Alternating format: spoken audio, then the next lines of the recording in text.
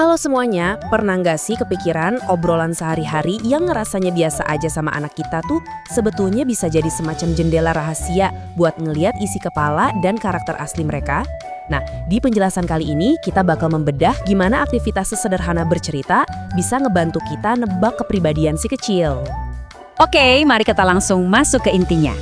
Coba deh, Bapak dan Ibu bayangin sebentar aja, pas si kecil baru pulang sekolah atau kelar main, terus lari nyamperin buat cerita hari mereka. Gimana sih gaya mereka ngomong? Apa mereka cerita panjang lebar banget sampai lupa napas? Atau malah irit bicara, super singkat? Apa mereka antusias sampai lompat-lompat? Atau anteng aja?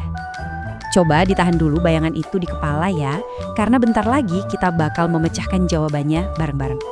Jadi begini, momen-momen sehari-hari yang kelihatannya sepele ini nyatanya tuh bertindak kayak pintu masuk rahasia. Lewat cara anak ngejelasin sesuatu, kita itu bener-bener lagi dikasih kesempatan buat ngintip perkembangan emosi dan sifat otentik mereka yang sebenarnya. Sering banget kan kita nganggap celotehan anak tuh ya sekedar celotehan aja. Padahal gaya komunikasi mereka itu nggak ada yang acak loh. Itu adalah cerminan langsung dari kepribadian mereka.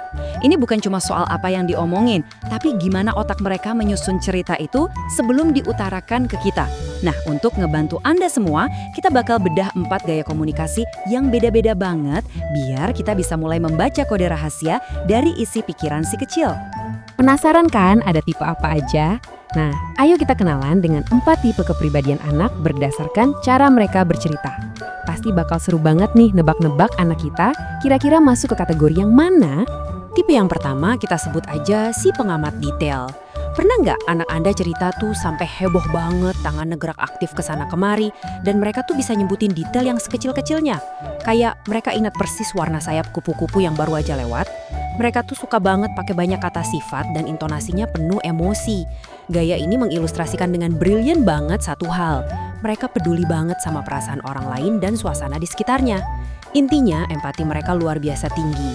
Coba diingat-ingat, anak Anda ada yang gini nggak?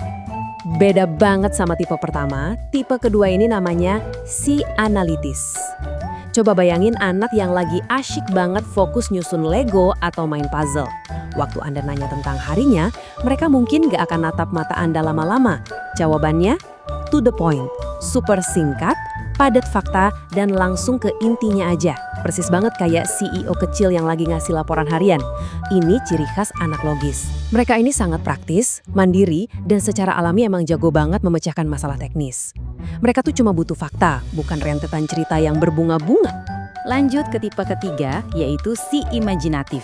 Wah, kalau yang ini mereka itu anak-anak yang luar biasa kreatif. Ciri paling gampang buat ngenalinnya, cerita mereka tuh sering banget nyampurin dunia nyata sama fantasi. Misal nih, mereka bisa kekeh banget bilang kalau mobil-mobilan mereka tuh lagi ngerasa sedih hari ini. Atau bonekanya lagi ngambek. Daya hayal mereka tinggi banget dan cara mikirnya selalu out of the box. Pas Anda dengerin mereka ngomong, rasanya bener-bener kayak lagi diajak masuk ke dunia ajaib tanpa batas buatan mereka sendiri. Seru banget kan? Dan tipe yang keempat, ini dia si antusias atau tipe kinestetik. Apakah si kecil punya kebiasaan narik-narik baju Anda, genggam tangan Anda erat-erat, atau malah lompat-lompat kegirangan di dekat Anda pas lagi cerita? Nah, itu tanda yang jelas banget. Anak dengan tipe sosial dan kinestetik ini butuh banget yang namanya kedekatan fisik. Buat mereka kata-kata aja nggak cukup loh. Mereka bener-bener butuh kontak fisik sama Anda biar mereka merasa aman dan yakin kalau mereka tuh bener-bener lagi didengerin dan diperhatiin. Nah, poin krusialnya sekarang adalah gimana cara kita ngerespon mereka. Karena ngenalin tipe-tipe tadi nggak bakal ada artinya kalau kita nggak pakai pengetahuan ini untuk membangun koneksi yang jauh lebih dalam sama anak kita. Dan tolong ingat baik-baik fondasi utamanya ini. Tugas kita bukan mengubah cara mereka bicara, tapi kitalah yang harus menyesuaikan cara kita merespon. Kadang kan kita gatel ya pengen nyuruh si analitis buat cerita agak panjangan dikit dong, atau nyuruh si antusias buat berhenti lompat-lompat sebentar. Tapi ingat, tujuan kita di sini tuh bukan buat memperbaiki anak kita. Tujuan kita adalah beradaptasi, menunjukkan empati sebesar-besarnya, dan menyelaraskan gaya mendengarkan kita dengan bahasa komunikasi alami mereka. Terus cara praktiknya gimana? Gampang. Mari kita ikuti 3 langkah simpel ini. Pertama, dengarkan. Benar-benar hadir seutuhnya ya, secara fisik dan juga pikiran. Kedua, jangan potong. Biarin mereka nyelesain pemikirannya. Biarpun mungkin ceritanya kerasa muter-muter buat Anda. Dan yang ketiga, tanya mengapa.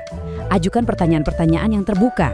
Ini bukan sekedar basa-basi loh, tapi langkah penting buat dorong mereka supaya makin percaya diri dan berani mengekspresikan jati diri mereka yang sebenarnya. Jadi, yuk kita refleksikan bareng-bareng. Dari keempat tipe tadi, si kecil di rumah paling sering cerita pakai gaya yang mana nih? Apakah dia si pengamat detail, si analitis, si imajinatif, atau si antusias? Boleh banget loh share temuan Anda di kolom komentar, kita ngobrol di sana. Dan coba deh pikirin ini. Besok pas anak Anda lari nyamperin buat cerita, rahasia baru apa ya yang bakal Anda temuin di balik kata-kata mereka?